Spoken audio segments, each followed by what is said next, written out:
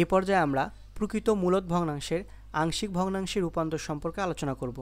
ধরন 3-এ আমাদের বলা হচ্ছে যখন ভগ্নাংশে হরে বাস্তব এবং দ্বিঘাত বিশিষ্ট উৎপাদক থাকে কিন্তু কোনো উৎপাদকের পুনরাবৃত্তি হয় না।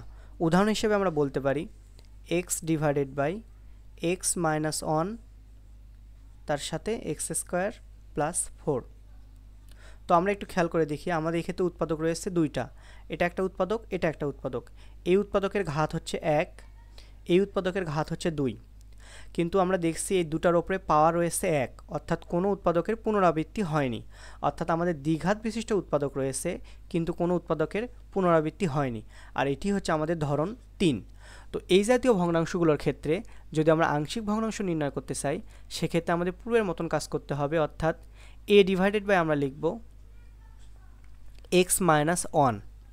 এরপর আমরা এই অংশের জন্য যদি b divided by x square plus 4 লিখি, অর্থাৎ যদি আমরা এরকম লিখি সেক্ষেত্রে কী ঘটনা ঘটে এটি একটু আমরা দেখি। তো আমাদের নিচে হবে এক্স মাইনাস 1 তার সাথে এক্স স্কোয়ার প্লাস 4। তো আমাদের এই নিচের অংশ আর নিচের অংশ মিলে গেছে, তো এখানে কোনো অসুবিধা নাই। আমরা দেখি ওপরে কি আসে, আমাদের এর সাথে আসতেছে এক্স স্কোয়ার প্লাস 4 প্লাস বির সাথে আসতেছে এক্স মাইনাস 1। একটু খেয়াল করে দেখি আমরা, আমাদের এই পাশে ওপরে এক্স স্কোয়ার যুক্ত কোনো পদ ছিল না, আর এখানে আমাদের এর সাথে এক্স স্কোয়ার যুক্ত পদ চলে যাচ্ছে, কিন্তু আর এখানে কোনো এক্স স্কোয়ার যুক্ত পদ নাই। অর্থাৎ যদি আমরা b divided by x square plus 4 ধরে নেই সেক্ষেত্রে আমাদের ওপরে এক্স স্কোয়ার যুক্ত একটা পদ চলে আসতেছে, আর এই এক্স স্কোয়ার যুক্ত পদটা আমরা রিমুভ করতে পারতেছি না, অর্থাৎ এই রকম আকারে আমাদের ধরে নেওয়া যাবে না।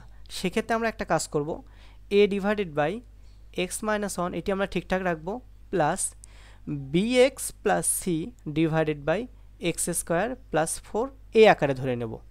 অর্থাৎ এটি হবে আমাদের এই ভগ্নাংশের আংশিক ভগ্নাংশ, যেখানে আমরা a b এবং c এর মান নির্ণয় করব। তো আমরা পরের পেজে দেখি আমরা এই a b c এর মান কিভাবে নির্ণয় করব। তো প্রথমে আমরা লিখে ফেলি, ধরি x divided by x minus 1 x square plus 4 সমান a divided by x minus 1 plus bx plus c divided by x square plus 4। অর্থাৎ আপনারা খেয়াল রাখবেন যেখানেই এক্স স্কোয়ার প্লাস 4 এই টাইপের রাশিগুলো পাবেন সেখানেই bx প্লাস সি এ আকারে পদ ধরে নেবেন, অর্থাৎ যেখানে নিচে এরকম আকারে থাকবে সেখানে উপরে আমরা এই আকারে ধরে নেব। তো এটি সমান আমরা ধরে নিই 1 নং সমীকরণ। তো উভয় পক্ষে আমরা এক্স মাইনাস 1 এবং এক্স স্কোয়ার প্লাস 4 দ্বারা গুণ করে পাই। আমরা লিখি উভয় পক্ষে x minus 1 into x square plus 4 দ্বারা গুণ করে পাই।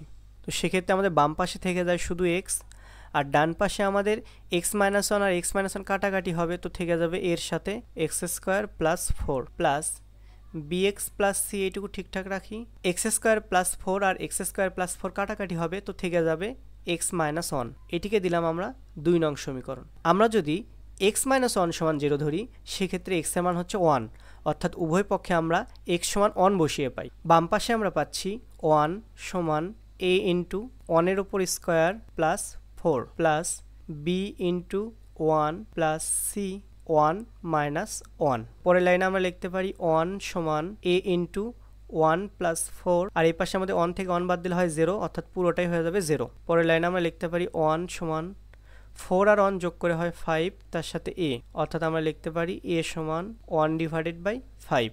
এটি হলো আমাদের a এর মান। এবার আমরা একটু খেয়াল করে দেখি, আমরা যদি এটি সমান 0 ধরি তো সেক্ষেত্রে দেখতে কেমন হচ্ছে, এক্স স্কোয়ার প্লাস 4 সমান 0। পরের লাইনে আমরা লিখতে পারি এক্স স্কোয়ার সমান মাইনাস 4, অর্থাৎ এক্স এমন একটা সংখ্যা যাকে স্কোয়ার করলে পাবো নেগেটিভ সংখ্যা। তো এইরকম বাস্তবে কোনো সংখ্যা নেই, অর্থাৎ এটি হতে পারে না, অর্থাৎ আমরা এক্স স্কোয়ার প্লাস 4 সমান 0 ধরতে পারতেছি না। তো এই ক্ষেত্রে আমরা সহগ সমীকৃত করব। তো আমাদের কাজ হবে প্রথমে একটু রাফ করে নেওয়া, রাফ করে নেই আমরা লিখলাম এক্স সমান a into x square plus 4 plus এই বি এক্সের সাথে আমরা এক্স মাইনাস 1কে গুণ করব, তো আমরা লিখতে পারি b x square minus b x, আবার এই প্লাস সির সাথে আমরা এক্স মাইনাস 1 গুণ করব, সেক্ষেত্রে আমরা লিখতে পারি সি এক্স মাইনাস সি। তো এর সাথে আমরা এই দুটো গুণ দিয়ে নেই, সেক্ষেত্রে আমরা লিখতে পারি এক্স সমান a x square plus 4a plus b x square minus bx plus cx minus c. এই অংশটুকু আমরা রাফ করে নেব। তো আমরা ডিরেক্টলি লিখব 2 হতে পাই, 2 হতে পাই। 2 হতে আমরা কি পাই? বাম পাশে আমরা লিখব এক্স, আর ডান পাশে এগুলোকে একটু সাজিয়ে লিখব, অর্থাৎ এক্স স্কোয়ার যুক্ত পদগুলো একসাথে লিখব, এক্স যুক্ত পদগুলো একসাথে লিখব, ধ্রুব পদগুলো একসাথে লিখব। তো এক্স স্কোয়ার এই দুটো পদ থেকে যদি আমরা এক্স স্কোয়ার কমন নেই, সেক্ষেত্রে আমরা লিখতে পারি এ প্লাস বি, তার সাথে এক্স স্কোয়ার। এক্স যুক্ত পদগুলো নেই, এখানে আমাদের এক্স যুক্ত পদ হচ্ছে মাইনাস বি, আর এখানে আমাদের এক্স যুক্ত পদ হচ্ছে প্লাস সি। তো এই দুটো লিখব, তার সাথে লিখলাম এক্স। এখানে আমাদের ধ্রুব পদ হচ্ছে 4a, এখানে ধ্রুব পদ হচ্ছে মাইনাস সি। আপনি চাইলে এই রাফের অংশটুকু খাতায় উল্লেখ করতে পারেন, অর্থাৎ 2 হতে পাই এই লাইনটি লেখার পর আপনি এই লাইন লিখবেন, এরপর লিখবেন এ লাইন, এবং সবশেষে লিখবেন এ লাইন। তো আপনি চাইলে এভাবেও লিখতে পারেন। তো একটু খেয়াল করে দেখি, আমাদের বাম পাশে এক্স স্কোয়ার যুক্ত কোনো পদ নেই, কিন্তু ডান পাশে এক্স স্কোয়ার যুক্ত পদ রয়েছে, অর্থাৎ এক্স স্কোয়ারের সহগ হতে হবে 0। আবার বাম পাশে আমাদের এক্স যুক্ত পদ রয়েছে, তার সহগ রয়েছে 1, আর ডান পাশে এক্স যুক্ত পদ রয়েছে, তার সহগও হতে হবে 1, অর্থাৎ এটি সমান হতে হবে 0, এটি সমান হতে হবে 1।